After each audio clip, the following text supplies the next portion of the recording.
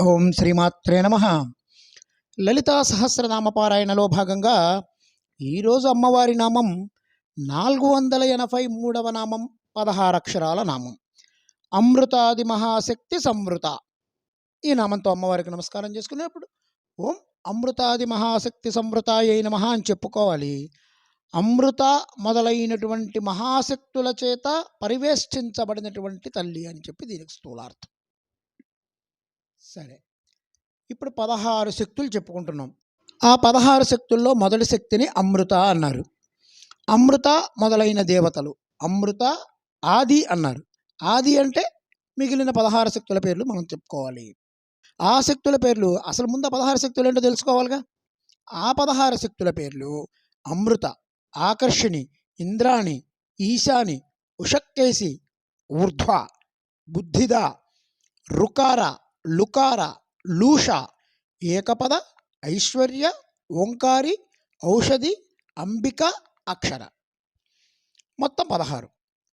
ఇప్పుడు ఒక పని చేద్దాం. ఈ 16 నామాల్లో మొదటి అక్షరాలన్నీ బయటికి తీద్దాం.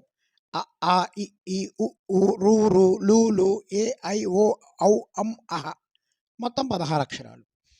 వీటిని ప్రాణస్వరూపాలైనటువంటి ప్రాణాక్షర స్వరూపాలైనటువంటి స్వరాలు అంటారు.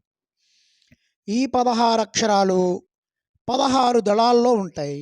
ఈ 16 దళాల మధ్యలో పద్మం విశుద్ధి చక్రంలో ఉంది.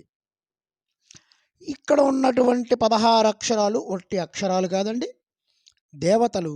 అవన్నీ కూడా 16 మంది దేవతలు. అక్షరాలన్నీ కూడా అమ్మలు. అందుకే మాతృకావర్ణ రూపిణి అని చెప్పి అమ్మని పిలుస్తారు. ఇది అంతా చదివితే ఆ మాతృకావర్ణ రూపిణి అనే దానికి సంబంధించినటువంటి అర్థం మనకు తెలుస్తుంది. అక్షరాల దేవతలు తేజోమయ స్వరూపాలు. ఇలా మొత్తం మనలో 6 చక్రాల్లో ఉన్న అక్షర దేవతలని లెక్కబెడితే 50 అక్షరాలు వస్తాయి. 16 సర్వశక్తులు ఉన్నాయి. ఆ అక్షరాలు మనం పలుకుతున్నప్పుడు ఈ చక్రం సహకరిస్తుంది. ఈ రహస్య విజ్ఞానాన్ని గ్రహించిన వాడే యోగి. విశుద్ధి చక్రం దగ్గర చుట్టూ ఉన్నటువంటి 16 మంది దేవతలు వీళ్ళు ఈ తర్వాత నామాల్లో మనం వచ్చేటువంటి తర్వాత నామైనటువంటి ఢాకినీశ్వరిలో అసలు ఈ విశుద్ధ చక్ర దేవత యొక్క పేరేంటి అనేది చెప్తున్నారు.